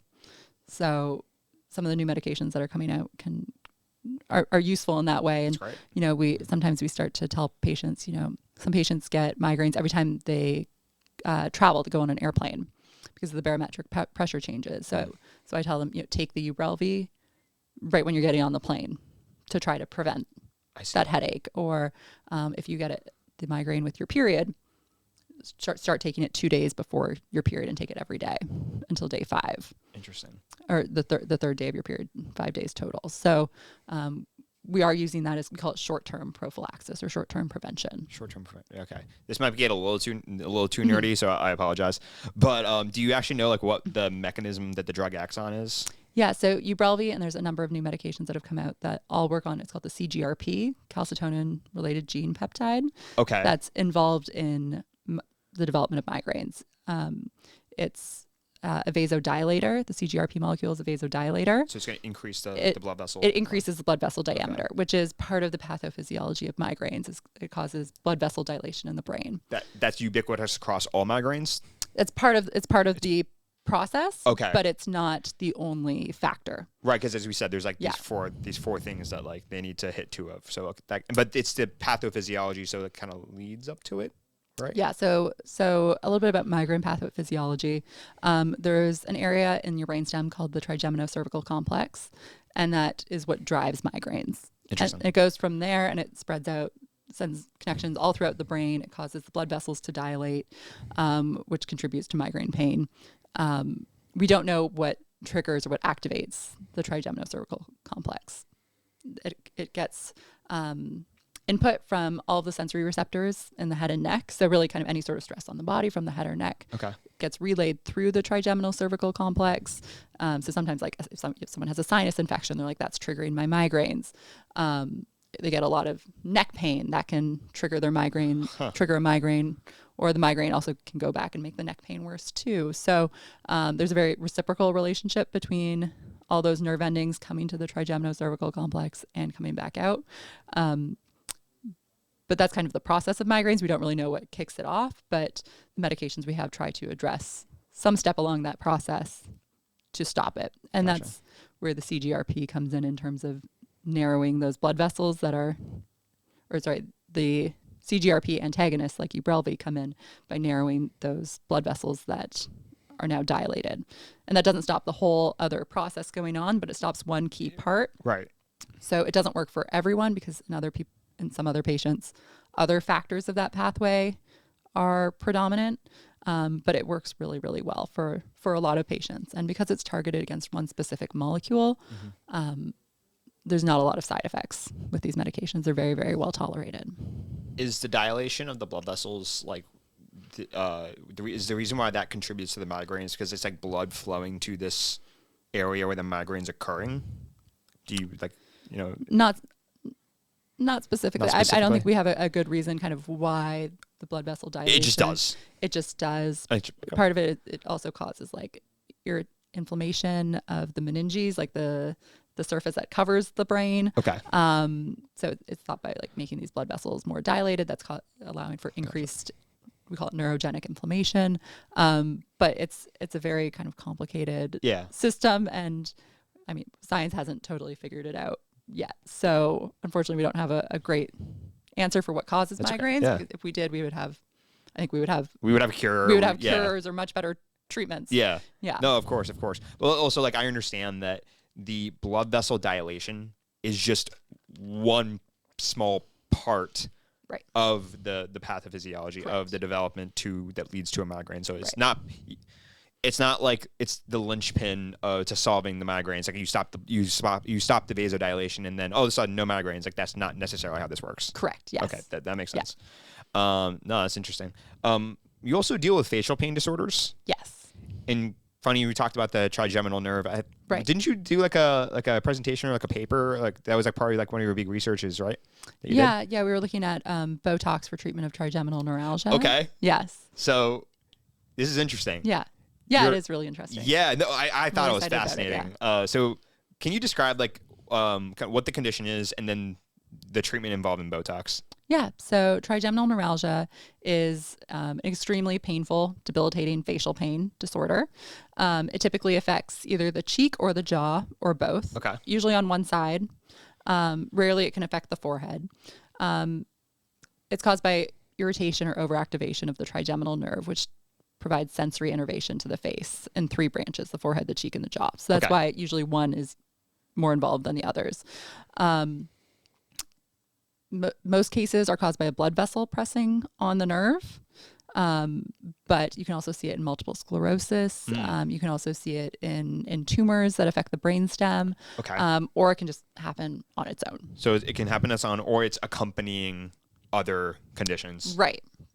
Which I think is a theme I'm seeing in neurology. Yes. Because the migraines can be by themselves, or it can be a symptom of something bigger. Correct. Yes. Okay. Yeah. So trigeminal neuralgia, the pain is described as like an electric, lancinating, shooting pain, and usually in either the cheek or the jaw. Usually it's provoked by there's one specific area on that distribution where the patient can touch, and that will cause the shooting pain. But sometimes things like cold wind, brushing your teeth, talking, chewing can also trigger it. Now, the pain is very severe. It only lasts a couple of seconds at a time, but it can go back to back to back to back for hours, days, nonstop. Jeez. Okay. And because it hurts to brush your teeth, you don't brush your teeth, you get dental infections. You don't want to go to the dentist because if they're poking and prodding up there, that's going to make the pain worse. Worse, right. Patients sometimes won't eat or drink because the pain is so severe. So they can come in dehydrated, malnourished. So it can be, sometimes we hospitalize these patients to treat them with IV medications, or if there's a blood vessel pressing on the nerve, an emergent neurosurgery consult to see if they can do the surgery to move the blood vessel away from the nerve, which can be curative in a lot of cases. And there's also some ablative procedures to destroy or lesion the trigeminal nerve to stop the pain, which has destroy the nerve? Correct. Yes. In some cases. Okay. That sounds extreme. I'm assuming that's... Yeah. The pain is extreme, though. Yeah. Extreme conditions require sometimes extreme solutions. Correct. Absolutely. It's just like, I didn't know that was an option. Right. So that's why I was just like, whoa. Right. So, they can destroy that nerve so you're not getting the pain. Then there's another condition called anesthesia dolorosa, which is like painful numbness. Okay. So, your cheek, your face will be numb, but it will be severely painful. And there's no good treatment for that. And that can be a side effect of these ablative procedures. So we try to avoid them if we can. Okay. We usually do medical management first, which consists of anti-seizure medications to decrease the overactive firing of the trigeminal nerve, which work really well in a lot of cases. These medications have a lot of side effects, and they can affect your liver counts, your white blood cell counts, your sodium levels. So a lot of patients don't tolerate them great. Okay. And even if they do tolerate them, the pain can sometimes progress, so you have to keep upping the doses over and over until you get to a maximum dose that they can tolerate, or you start adding on other medications.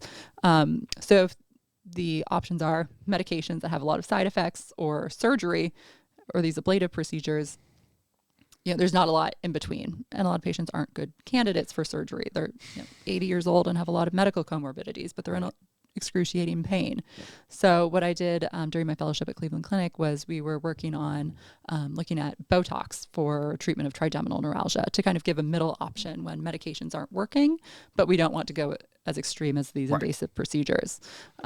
So we inject Botox into the distribution of the pain, so usually the cheek or the jaw. We also inject a little bit on the other side to keep the face looking symmetric.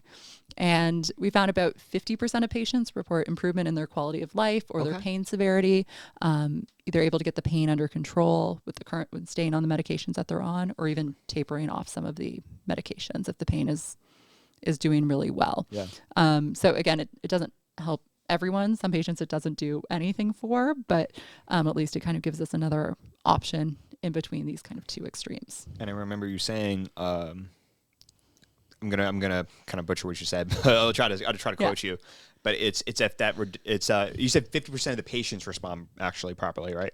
Yeah, I'll say 50% of patients have a good response to Botox, where they're like, this is working well for controlling my pain. So what was the saying? You said if there's like a 50% response to like the intervention, then you consider that a win, or something along those lines. Yeah, so that's more specifically for migraines is what a lot of the studies have looked at, like 50% responder rate. Okay. And the studies looking at migraines. For trigeminal neuralgia, it's a little less clear. I basically continue it if it's helpful.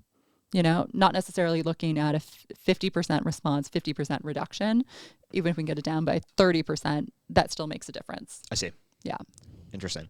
And I'm curious actually from, I don't know if, I heard in DO schools, like they kind of they do their best to look at, hey, like what is some of the underlying causes of some of these conditions. Right. And I know with, like we talked about migraines, that sometimes we don't know exactly what the underlying cause is.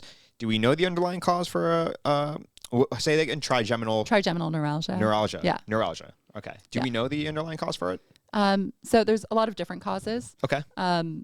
Most common cause is a blood vessel pressing on the nerve. In multiple sclerosis, you can have a lesion, typical multiple sclerosis lesion that involves the brainstem where that nerve comes off. Okay. Brain tumors can press on the nerve. Probably about 30% of cases we can't find a cause.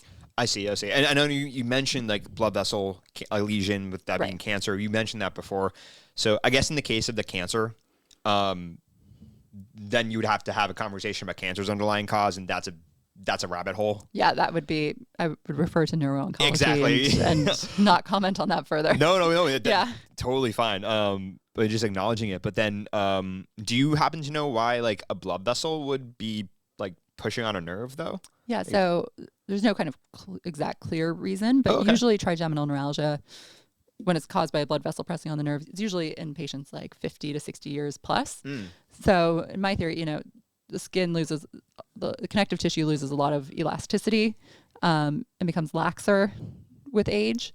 So my personal theory is that the connective tissue that's kind of supporting the blood vessel is starting to deteriorate or weaken, which allows the blood vessel to kind of sag and press on the nerve. I don't have any specific evidence that that's exactly what it is, but that's kind of my thought process as to why it happens. But see, it's cool you say that because that makes sense because hence Botox, right? Well, so the Botox doesn't go all the way back there. Oh, never mind. Yeah. So that's like where the nerve comes out of the brainstem before it really like leaves the skull. So the Botox works peripherally. It's such a big molecule that it doesn't get absorbed into the bloodstream or really migrate from where it's injected. But the Botox, in theory, works for paralyzing muscle, like when it's used for wrinkles cosmetically, by preventing the nerves from releasing the neurotransmitters that cause muscle contraction. Right. But it also prevents the release of CGRP and substance P. Okay. Substance P is a big pain mediator.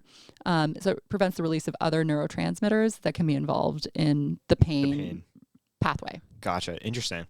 So here I thought Botox was only for, like aesthetics and stuff, but I didn't know that you could use. There's actually a lot of approved uses for Botox. Hyperhidrosis, so excessive sweating. We'll do like hundreds of Botox injections into like the armpits or the palms. Okay. It's used for bladder spasticity.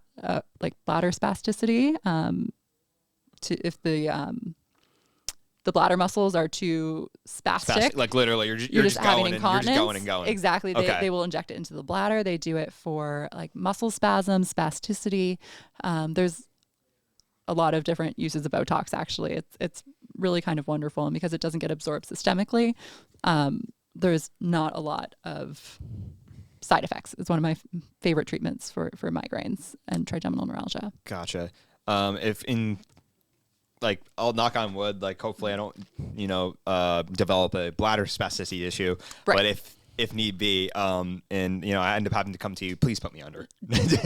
Don't come to me for your bladder spasticity. You should see would that be a surgeon? Would that be a surgeon? That'd be a urologist. That would be a urologist. Oh, that'd be a urologist. Urology. Yeah. I don't do that. Well, no. that doesn't involve the brain.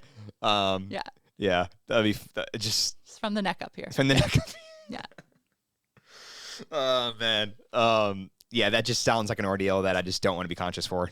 Yeah, no, it sounds. Oh God. I mean, I think there's not a lot of like nerve ending, like sensory nerve endings inside the bladder, to the best of my knowledge. So I don't. It's all like, it's kind of like unconscious, right? Yeah, it's like a visceral innervation, so there's less like somatic sensory innervation. Like, yeah, when you injure your arm, that hurts because it's the somatic sensory nerves, but your innards are a different type of a sensory nerve that is a less localizable, severe type of pain. So I kind of wanted to read off some stats because I found these on like headaches and migraines, and I'm curious. We may kind of went through these, but I'm curious if I'll rattle these off and then tell me if they're accurate, if they represented like what you've seen. So about like 1 in 6 Americans, so that's a problem. Approximately like 15 to 17% suffer from severe headaches and migraines, and it can last over like 3 months. And then as for a facial pain disorder, so we talked about trigeminal neuralgia. Neuralgia. Yeah. But then you also have conditions like TMJD. Yeah. Right? Yeah. Do you treat that as well? I do sort of treat that. Okay. It's usually more of a dental issue, and it's not something that I learned about a lot during my fellowship or my training, but I actually asked my dentist last time I saw him. I was like, tell me about TMJ. Like, as you're working in my mouth, tell me about TMJ. As he had the I don't know what the hook is or whatever. Yeah. Tell me about Yeah, exactly. So he said about 90% of cases of TMJ can be essentially cured with a nocturnal bite guard, like a mouth guard that you wear at night. Oh. So that's usually what I recommend first line when patients come in for TMJ. I mean, usually they should be seeing their dentist about these things, but I do get patients that come in, and TMJ can cause headaches too. Sometimes I also refer to physical therapy for trigeminal neuralgia. Yep, they do that. So that can be very helpful. Are you deadlifting? Like, are you picking up like a barbell with your mouth? Like, how do you? No, what's this? There's a lot of like muscle hypertonicity involved, or muscle tension, muscle spasm involved in TMJ that can be amenable to physical therapy. And then I'm not an expert in this, but there's kind of 2 main components I think that drive TMJ. One can either be like arthritis or arthralgia of the actual temporomandibular joint that can cause pain and dysfunction, and the other is kind of muscle spasm, muscle hypertonicity. If it's an issue with the joint directly, there's not much that I can really help with. That should go to like a dentist or an oromaxillofacial surgeon. But if it's because the jaw muscles are too tight and clenching, that is something that I can help with. Right, because that's a nerve issue, right? Yeah, it's like a nerve muscle issue. So we do Botox for that. Okay. And a lot of times Botox is not necessarily approved by insurance for TMJ, but we have found some ways around that. Okay, that's good. And ways to get it approved by insurance, where you can also get it through your dentist, but they're not gonna be able to get it approved through insurance. Are you allowed to discuss like one of those ways you can get it? Like, I think people would be cool to hear actually. Yeah. So Botox does not get approved for if you code it for temporomandibular joint disorder. If you code it for that. If you code it for TMJ, it does not get approved. Or bruxism, which is like clenching, grinding, does not get approved. If you code it as an orofacial dystonia or an oromandibular dystonia, which is like muscle spasm of the face and jaw, that can get approved by insurance. So it sounds like there's like a gray line of like, listen, it's because it's technically that. It is technically that. But everyone calls it TMJ. TMJ. That's cool. They don't call it orofacial dystonia, but that is what it is. So there you go. It's just a matter of knowing how to code it. Yeah.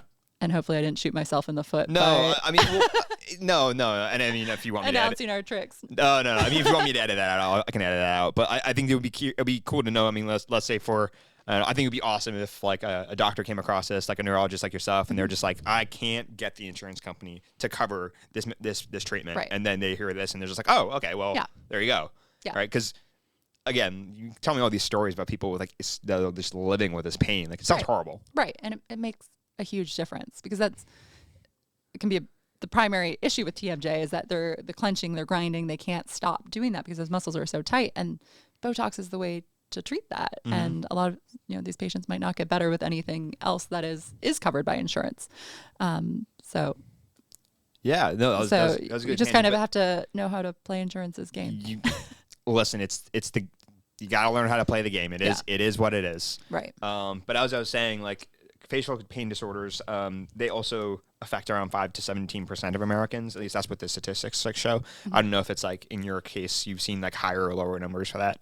Have you seen anything like that insofar as like what percentage of Americans suffer from these conditions? So for migraines, it's about 6% in men, 17 to 21% in women. Yeah. Okay. So overall, about 12% of Americans suffer from migraines, and about 2% of Americans suffer from chronic migraines. So that's 15 or more headache days a month. At least 8 of those have to be migraines. Okay. So, and then for facial pain disorders? I don't think there's like an exact number because a lot of facial pain, I mean, we have trigeminal neuralgia, but a lot of other forms of facial pain are we call them secondary. So caused by something else like a sinus infection or a dental problem. So I don't think there's good numbers on facial pain in general, but trigeminal neuralgia, I think is somewhere in the neighborhood of like 1 to 3 per 1,000. So it's relatively uncommon enough, but like there's a sizable amount of people that do get it. Yes. Yeah. Okay. Yeah. Trigeminal neuralgia is it's not nearly as common as migraines. That's like my practice is probably like 90% migraines and probably 6% other types of headaches. And then the remainder couple percent might be trigeminal neuralgia. Yeah. The reason why I bring these statistics up, because I mean, there's still clearly like a sizable population of people who suffer from these conditions. I mean, heck, I actually have a coworker at the lab that I work at, that he actually sometimes has to deal with migraines every now and then, and I can see like the effect it has on him. He's miserable. Right. But the reason why I bring those statistics up is because, a theme I'm trying to weave into my podcast is something I'm really interested in is kind of like longevity science and just understanding and that kind of ties into prevention as well. Like how do we live like not just lifespan wise, but like health span, like the quality of years, right? Right. And I know that we've talked about how there's not always a clear underlying cause for some of these conditions, because either they're occurring by themselves or they're occurring with other things that have even more complex reasons why they're occurring. So, but my question to you is, have you found any certain like lifestyle modifications that, aside from going to like the doctor that, and getting Botox for your facial pain disorders or taking medications, which, by the way, I'm not anti-drug, right? Because it's a tool in the tool belt. Like you got to sometimes you got to use it. Yeah, totally. I'm right there with you. But have you ever seen anything that people can do as far as lifestyle modifications, maybe food they can eat that can help alleviate some of these conditions, or heck, even like prevent or decrease the likelihood that they're going to occur? Yeah, that's a really great question. And before I address that, I just want to talk about the disability aspect for a second. Yeah. So migraines are actually the second leading cause of disability globally. They're the second leading cause? Yes. Number 1 is low back pain, but number two is migraines. So they are the number 2 cause of years lived with disability. So a lot of people will just say, oh, it's just a migraine, get back to work, but they can be disabling, especially when they happen so frequently, because they happen for the most commonly in young people, as they're working. It can have a severe impact on their ability to go to school and go to work. So it really is not just a migraine. It's important to treat it and not have this unnecessary disability. But for lifestyle factors, there's a lot of really good lifestyle modifications. Most of them are just kind of general lifestyle factors that should be helpful for general life as well. Things like getting enough sleep, drinking 60 to 100 ounces of water per day. Dehydration can be a big trigger for migraines. Going too long in between meals can also be a trigger for migraines. So I usually say try to eat like 5 small meals a day rather than skipping lunch, skipping dinner, and just eating. Skipping breakfast, skipping lunch, and just eating a big dinner. You want to kind of space that out throughout the day. Regularity in your meals. Exactly. Okay. Regular exercise, management of other conditions like anxiety and depression, stress management, relaxation techniques. And then there's a number of vitamins and supplements that can be helpful in preventing migraines. So magnesium is a big one. Okay. I say magnesium glycinate, 400 to 800 milligrams per day at bedtime. Yeah, specifically that, because I know there's different forms of magnesium for different. Yeah, exactly. Yeah. There's a lot of different forms of magnesium. And I like magnesium glycinate because a lot of forms of magnesium can speed up the GI tract, if you know what I'm saying. Okay. Yeah, which can be helpful if you're constipated, not helpful if you're not already constipated. Yeah. Magnesium glycinate tends to have the least effect on the GI system. I had to, this might be TMI, but like I had to get a colonoscopy recently because, my mom passed away from colon cancer. So, I got to get a screening right now every 5 years now. So very familiar with my magnesium glycinate, unfortunately. Yeah. Well, magnesium glycinate has the least effects on the GI tract. It does? Mm-hmm. There's magnesium citrate, milk of magnesia, magnesium oxide that all tend to speed things up a little bit more. I think about milk of magnesia is like the one that like really gets you going. Really gets you going, yeah. Yeah. So most forms of magnesium can be helpful for migraines if taken in adequate doses, but magnesium glycinate tends to be the best tolerated from a GI standpoint. Magnesium can also be helpful for like muscle cramps, muscle spasms, and it can also has a calming effect, so it can help with sleep at night too. That's why I say take it at bedtime. And a lot of patients also have a hard time falling asleep or staying asleep, so the magnesium can help with that as well. Very cool. Riboflavin, which is vitamin B2, is also helpful for preventing migraines. CoQ10. So those are the three that I'm sorry, what? CoQ10, coenzyme Q10. I thought you said Coke. Like, whoa. Cocaine will probably make your headaches worse. Yeah. And another thing, caffeine can both help treat migraines when you have it because it has a vasoconstrictive effect. It can narrow blood vessels. But if taken in excess, it can make headaches worse. So I usually say limit to no more than like 200 milligrams a day. Okay. So a cup of coffee is usually like 60 to 100, unless you're getting like a Trenta triple espresso shot or something. You're just not trying to sleep. Yeah, you're just trying not to sleep, but that will make headaches worse in the long run. And another big thing I see is called medication-overuse headaches or rebound headaches. Okay. So if you use over-the-counter pain meds more than 15 days a month over the long run, like over the course of 3+ months, it will make headaches worse. So you end up, the pain medications kind of change the brain's pain set point. It changes the pain center in the brain to always expect more pain relief. So you end up with this constant base level of pain. So if normal is no pain down here, your brain is now expected to always have a certain level of pain. It's because you're developing a tolerance to the... It's not necessarily a tolerance to the medication. It's not like addictive in the same way opiates are, but it resets the brain's pain centers to always expect more pain relief. It expects more pain relief. So when it doesn't get that relief... You get a headache. Yeah. Oh, okay. Yeah. So you end up in this vicious cycle of you have a headache, so you take Excedrin. Mm-hmm. As soon as that wears off, the headache comes back, so you take more Excedrin, and it just ends up in this vicious cycle. And eventually the headache just never goes away. And it's also not good for your kidney, your liver, your stomach to be taking this much over-the-counter pain meds. Okay. They're not designed to be taken every single day. So it's something I educate every single patient that comes into my clinic on, is trying to limit these to no more than 10 to 15 days a month, so you don't end up in this cycle. Because once you end up in this cycle, it's really hard to break out of it because your brain is so used to always getting more. And even if you're taking Excedrin every single day for a couple years, if you stop tomorrow, it can take up to 3 months for the brain's pain centers to reset. And for that rebound headache to go away. And, you'll still probably have migraines on top of that, that we can then treat. A lot of these patients, they come in with migraines and these medication-overuse headaches. Okay. And they've tried a bunch of different migraine medication and none of it has worked because they no longer just have migraines. They have these medication-overuse headaches that are not responsive to migraine treatment. So they get frustrated that all these treatments haven't worked and they're like, I'm out of options. It's like, well, you need to get rid of this medication, this Excedrin, and we can restart trying some of the things that failed before. that now you kind of cleared your system and will be more amenable. It's to almost treatment. like you made like a super resistant bacteria in a sense. Exactly. Right? Because you kept using Excedrin. I'm assuming Tylenol and aspirin can have the same. Yeah, Tylenol, NSAIDs, like ibuprofen, naproxen, You guys aspirin. got to be careful with. You just have to be careful. And, if you have a bad week and you need to use it more often that week, that's fine. Right. It just can't be an every week thing. Dang. Okay. Yeah. So, but the main cornerstones of sleep, diet, exercise. Yeah. Which I know is like Which the is boring not rocket stuff. science. Yeah.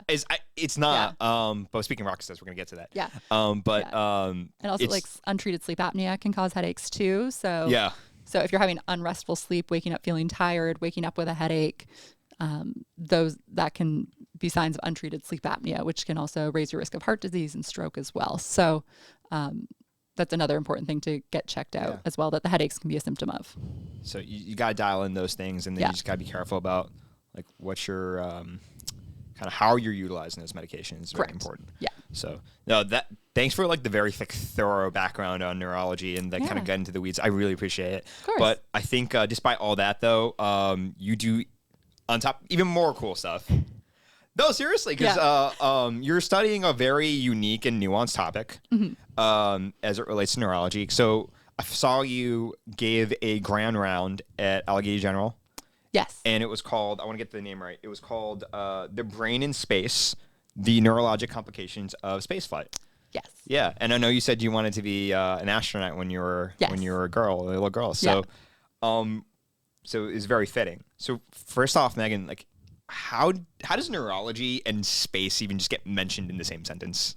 Yeah, so it's really a developing topic, and like you said, most people don't think of those together. Right. But there's more people going to space than ever before. So it is a topic that is going to be, I think, blowing up in the next 10, 20 years. Yeah. A lot of the space travel we've done so far has been kind of low Earth orbit, or hasn't really gone past the moon. So we've kind of stayed within the Earth's magnetosphere. A lot of it has been relatively short term. I think some Russian cosmonaut has been up there for over 2 years. Not right now, but in the past. He's not circling. He's not still circling. He's not still circling. He's landed. Yeah, the longest space flight has been like 700 something days.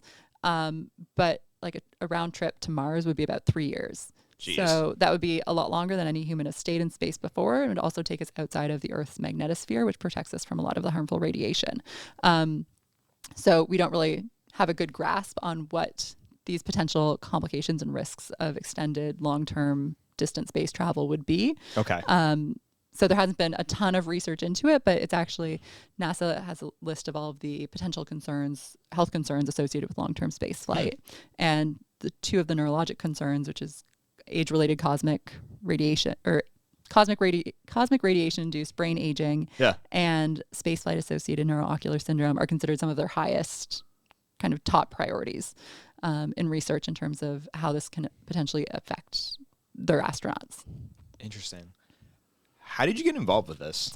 So when I was interviewing for residency, I interviewed at a program in Boston, and when you're interviewing, they give you a list of the interviewers, so you Google them and you see like what kind of research they're doing. Yeah. So I had to do that for job interviews, actually. Exactly. So you have something to kind of like talk to them about, to show that you're interested. And one of the interviewers was looking at cosmic radiation-induced brain aging, and the other was looking at spaceflight-associated neuro-ocular syndrome. Okay. And I was like, that's so fascinating. I love space. So I just like talked about that with them for my entire interview time. That's really cool. Because it was also something about how before that I was like, neurology and space, like that doesn't go together. Right. But there is definitely some overlap, and it's a small field right now, but kind of excited to see where it goes soon. Are you involved in like a lab? Like, are you kind of, cause I know you're giving a lecture about, are you involved like on the research side of things too? Like how? No, I'm not yet. Not yet. The cosmic radiation brain aging you need like particle accelerators to be able to study that. Oh geez. Okay. So that's kind of out of my field. And the spaceflight associated neuro-ocular syndrome, they need to do like clinical studies with astronauts. So those are mostly done kind of in the NASA space headquarters. So I had done that topic for my grand rounds when I was doing my residency at UPMC, and I presented an updated version this year. Nice. It was actually the day after Sonny and Butch came back from their Oh, 9-day yeah. space flight, and everyone was like, "Did you plan it like this?" I was like, "Absolutely not." Yes, you used push your glasses. Yes, Mastermind, yes. I kept them up there until I was ready to give the presentation. Can we come back down yet? No, No. she hasn't gotten her grand rounds Exactly, yet. Yeah. exactly. But I picked that topic during residency because I was at University of Pittsburgh Medical Center, which is a big medical center. We have a lot of big names in a lot of different areas of neurology. And, I was still a resident at the time, and I didn't feel comfortable picking a topic that was someone else's area of expertise. Yeah. I wanted to give a topic on something that was interesting to me, but also that I knew more about than any person in the room. So I picked a topic that really nobody else even thinks about. Would you say that's like actually like good advice tip for residents? Like if you're expected to give like a lecture, and what would your advice be? Choose something that you're genuinely interested in. Try to do something that's probably not so talked about. Yeah, I think so. I think that worked best for me. Some people Okay. will kind of present about their research, or Okay. if you have, a really strong mentor that can, on a topic that you are interested in and want to give a talk about. I think that's also a great idea. Yeah. To have someone that you can kind of run the presentation by and they can give you advice, or pick a topic that nobody else in the room knows anything about. So that was my strategy. Is I didn't want to get hit with any hard questions. Oh yeah, because they're gonna grill you. Yeah, I didn't want to get grilled on anything that Yeah, instead of somebody's like, "Wow," somebody's which like rightfully so. somebody's like, "Oh, that reference you put in this slide, they actually looked at like this subgroup of patients, and You're why did they wrong. look at this?" So I didn't want to get hit with any questions like that. No. That's So- hey, listen, that's smart. That's strategic. I like it. Strategic. I love So, but it was also a topic that I was very interested Yeah. in. I think is very pertinent and relevant. I'd say so. Yeah. So yeah, pick a topic that you're genuinely interested in and can talk about, and hopefully other people are interested in that too. And we present. We have a shared neurosciences grand round with neurosurgery, and after the presentation, a bunch of the neurologists came up after, and they were like, "I've never seen the neurosurgeons ask so many questions or even stay awake in a grand round." So I bet that must have felt cool. yeah, there's one of our neurosurgeons at AHN, Dr. Leonardo. She specializes in spinal fluid pressure disorders. Okay. And that's kind of what the spaceflight associated neuroocular syndrome is. And she was so engaged and enthusiastic. And afterwards, she was like, "I want to be NASA's like spinal fluid pressure expert." Yeah. Yeah. So she's like, "I didn't even know about this." So it's really cool when you're able to kind of inspire others or have them think about something that they haven't considered before. Absolutely. Yeah. What's funny is that how I found out about that lecture actually was that you posted it on Instagram, and we had already had the podcast scheduled, but then I saw that and I was like, I watched the whole entire thing. Super fascinating. No, it was I'll have to post this actually at the description of this video when it's out, but because it was a great lecture and very, very informative. I was wearing the same dress, so don't judge me. I do own more than one outfit. It's been the same dress. Same since dress then. every single day. Yeah.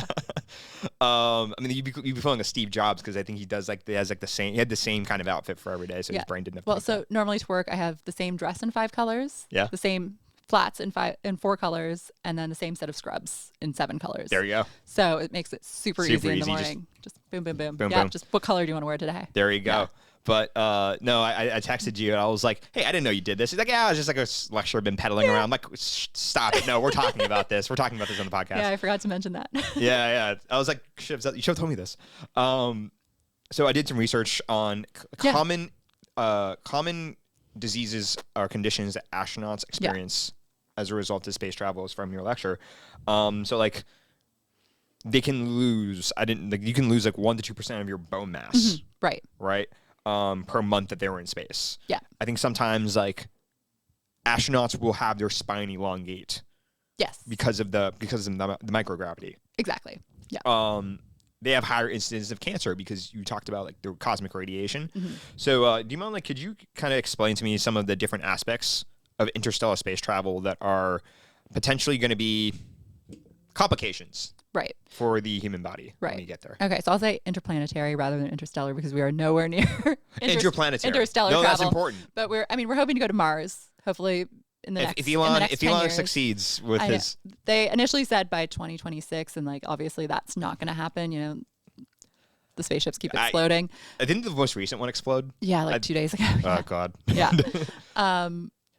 So 11 tried is the charm. Yeah. So I mean, they're still definitely working on it, and it's going to happen at some point. And I think they're trying to build a permanent like lunar base soon too.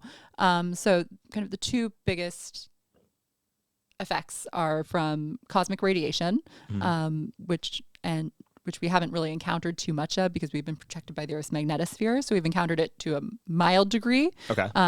Because in outer space, it's still greater than it is on Earth. But interplanetary traveling to Mars, that will take us outside of our magnetosphere, and there'll be more cosmic radiation. And a round trip to Mars, I think, exposes you to something like 600 chest X-rays equivalent dose of radiation. Jesus, okay. So it is a much bigger radiation dose than would be considered safe for any other profession. Do you know what the regular radiation dose is for like a regular chest X-ray? I don't know. That's okay, but like 600, you can assume like, okay, like that's not good. It's not good. It's not good. Yeah. So it's going to put us at a lot higher risk of exposure to cosmic radiation. Okay. So ionized particles coming in that penetrate through the space shuttle walls, and then come into the body and interact with the DNA and cause mutations, which can lead. So what I looked at in that presentation was how that affects like the neurons in the brain and can lead to advanced brain aging, and interference with kind of cognitive functions.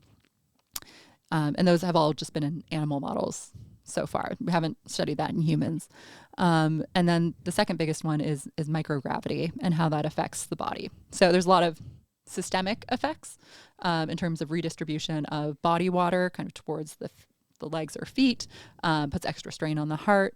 And then I specifically looked at how that affects the spinal fluid or CSF that surrounds the brain and the spinal cord. Okay. Normally, when you're standing up on Earth, gravity is pulling that spinal fluid down towards the base of your spine. When you lose that gravity and you're in microgravity situation, it shifts preferentially kind of up towards your brain, or kind of equal distribution between the brain and the spinal cord. Because you're in a 360-degree environment with no gravity. Exactly. Okay. So instead of being pulled down, it just kind of equally distributes everywhere. Right. And the brain isn't used to that. And so it puts increased pressure on the back of the eyes. So a lot of astronauts, particularly those on longer term missions, will have swelling or pressure behind their eyes. And you can get a similar condition on Earth called idiopathic intracranial hypertension, which also presents with headaches, but we didn't talk about that today, where the spinal fluid pressure is just too high for some unclear reason, kind of throughout the whole spinal cord. And that puts pressure on the back of the eyes, and that can cause severe optic nerve damage and blindness. Jeez, okay. But these astronauts, they find they have swelling at the back of the eyes, they have some vision changes, but it doesn't actually damage the optic nerves. So interesting. We're looking at kind of methods to ameliorate that, or kind of the pathophysiology behind why that happens. The nerve itself is not damaged. The optic nerve itself is not damaged, but they're still experiencing. Right. And we don't exactly know why. Right. We think the spinal fluid is kind of pressing on the back of the eye, which is causing nerve dysfunction and injury to the retinal cells, or not injury, like impaired function of the retinal cells. Right. But I guess it's just not severe enough or long lasting enough that it causes the permanent damage. But as we're traveling to Mars and it's like a 3-year round trip, then that might make it worse, or cause permanent damage. So there's a medication called Diamox that they use terrestrially to treat this idiopathic intracranial hypertension. And they actually carry it on the space shuttle in case they do need to treat patients. Or they carry it on the International Space Station in case they do need to treat patients for this, or astronauts for this. It has not been used yet up there, though. And that's called spaceflight associated Neuro-Ocular syndrome. Neuro-Ocular syndrome. Very interesting. Or SANS. I'm assuming because we're terrestrial mammals, so we have our inner ear is dialed into that sensitivity. I was watching this documentary where they specifically say like mammals like sea lions and stuff. Not so very scientific, but sea lions have their inner ear sensitivity dialed down because they're in a 360 degree environment. They can move in all directions. We were not evolved for that. Correct. Yeah. So I'm assuming, does an astronaut's balance getting affected, or their vestibular system get affected when they come back to Earth because they've been in like a 360 degree environment? It can be. I think more of the issue is kind of when you're in space, your body's obviously not used to that and cause like motion sickness. Oh, okay. Or just like dizziness, feeling off. There's also a lot of psychological effects of being isolated on a space shuttle with the same group of, People. two to three people. And then there's, a radio delay every time you communicate back to Earth. So it can be very isolating up there. And there's some studies that looked at like emotional displacement and getting mad at the ground crew, or like inappropriately directed anger. Oh, wow. A lot of psychological, psychiatric problems when you come back. There's higher divorce rates, higher rates of depression after you come back from Earth. And, William Shatner went to space and he wrote a book about it, and he has this kind of famous quote that I'm probably going to butcher, but he said being up there was like the most beautiful thing and the saddest thing that he's ever seen. And he said he was just crying nonstop about the destruction of the Earth. Because it's, from up there, the Earth is small and you can see that there's so much more out there, but everything that's happening on Earth just seems so small and petty kind of in comparison, in the grand scheme of things. I mean, it kind of is because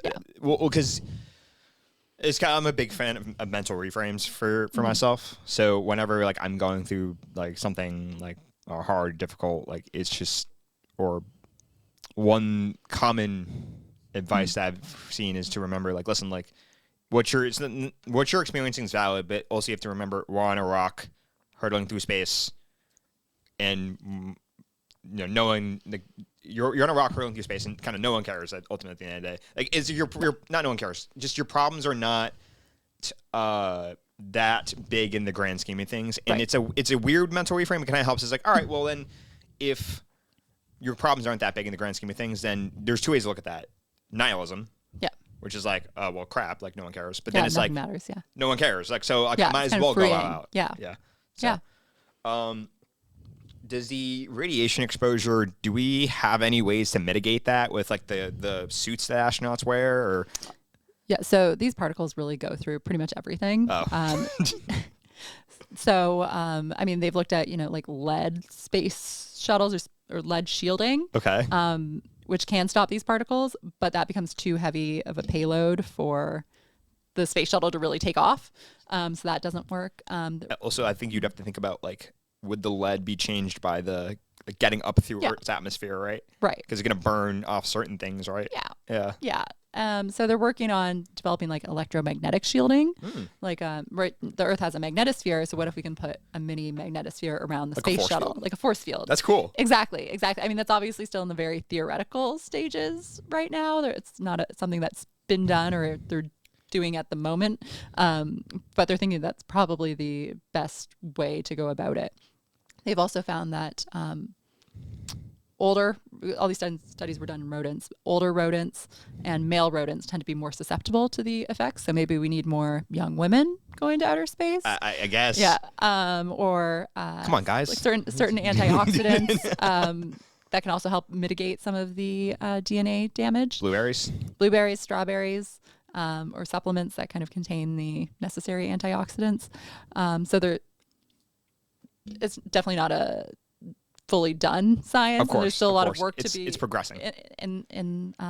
Exactly. There's still a lot of work that needs to be done to come up with a reasonable solution. I have an interesting question for you. Okay, so given that we know that astronauts are going to encounter these problems, the radiation, the microgravity, et cetera, right? I'm imagining that, again, a theme I'm trying to weave in is longevity and kind of planning ahead and prevention. I imagine that if you're signing up to be an astronaut, you have to, and you're going up into space. Yeah. It sounds like you would have to have like a team of physicians kind of shadowing and making sure that you got everything dialed in health-wise, because the way I think about it is you have to build up this health reserve that's going to take a massive hit once you get up into space, because it's like your immune system's got to be like on point and then even better. Right. You got to be sleeping 10 hours like a night. Right. Do you know if that's something they already do with astronauts? And if not, like I'm curious, like how would you like approach like an astronaut's like health journey or health, like as a health team, as part of their health team to prepare them for interplanetary travel. So they already do have an extensive team of doctors that works with the astronauts. If you go up to space and your appendix ruptures, I mean, you're kind of screwed. Okay.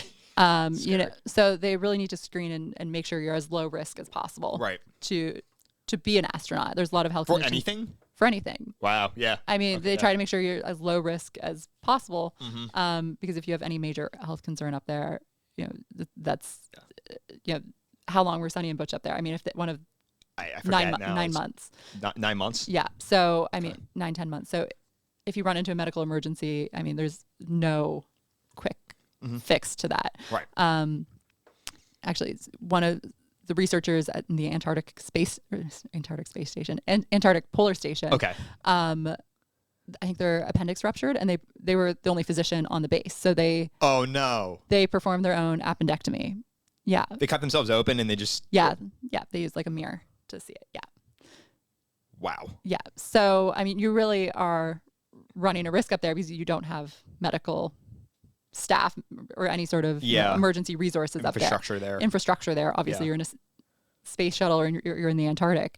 So they have to select astronauts that are very, very healthy and have the lowest risk possible. Obviously, you can't make that risk zero, but you try to optimize them as best as you can before you go into space. And I imagine that once you get back from space, they're also following you very closely. Yes. Yeah. So they do a lot of pre-travel testing. I looked at specifically for these two conditions. So they do a lot of testing for the spaceflight associated neuroocular syndrome with MRIs and eye scans before, and then they compare it to MRIs and eye scans after. They've also installed eye scans on the International Space Station too, to look at it during spaceflight too. So they do a lot of things to mitigate as best as they can and to kind of look at the changes because we're still very early stage of research. But for things like the bone loss and the muscle loss, astronauts have to do about 3 hours of exercise per day of like weighted resistance, resistance training because the weight obviously doesn't matter. But using like strong resistance bands that pull them down to the side of the space shuttle so that they can still like use a treadmill and preserve that muscle and bone mass. I also think we're learning more and more now that like having a healthy amount of skeletal muscle in your frame, it acts as like a bulwark against a lot of chronic diseases and, from cancer to diabetes. And, with the amount of radiation that you're going to get exposed to up there, like incidence of cancer, like risk for them probably shoots up like 100-fold compared to like the regular person. I might be butchering the numbers, but still you get the point. I just imagine if I was a doctor for an astronaut, I'd be like watching like a hawk. Right. Like you'd be saying like, no, you're coming into the office like every week if I had my way kind of thing. And you're not allowed to go out and party and drink alcohol at all. Which would be kind of miserable, I guess, for the astronauts. But I just want to come back and have a glass of champagne to celebrate. No. You know? No. You just shove like a strawberry smoothie and like, eat it. There you go. That's what you get. Yeah. I was going to ask you kind of like, where do you see the research going in the next 10 years? But I think that's like a bit of a broad question. Let me rephrase it. Because we talked about a lot of things that need to be kind of addressed. Right. In the next 10 years, what do you think is the issue that's going to be most likely addressed / solved? Yeah. So I think probably spaceflight associated neuroocular syndrome. I think we're going to have a much better understanding of that. We're going to have a lot more astronauts that are in space that we can look at before and after their space flights and get good pre-flight and post-flight data, which has been a little bit iffy. So until recently, we're gonna have a lot more people up there for a lot longer. We're gonna have people trying to travel to Mars, maybe not in the next 5 or 10 years, but soon. Definitely not by 2026. Definitely not by 2026. And I think that condition, we have medications that can reduce the intracranial pressure, reduce the spinal fluid pressure. So I think we have treatments that will be able to help that once we have a better understanding of kind of the pathophysiology and mechanisms behind that. Whereas the cosmic radiation, brain dysfunction, I think that one's going to be a lot more challenging to solve, and we'll have to involve sending to do clinical studies, have astronauts go beyond our magnetosphere, which we have not done yet. Right. Interesting. Megan, let's say I give you, I call it Zoo Tycoon money. Zoo Tycoon. Okay. Have you played Zoo Tycoon before? I haven't. I played Roller Coaster Tycoon. But is this, you ever have like the maps where it's just like you have like unlimited funds? Yes. Okay. I gave you Zoo Tycoon money or Roller Coaster Tycoon money. You have unlimited money and freedom to look into this research, to do whatever. What would you like to personally investigate? Yeah, I would love to send myself to Mars. Yeah. And do first person Let's research. go. Yeah. I mean, that might be even more than Zoo Tycoon money. I don't know.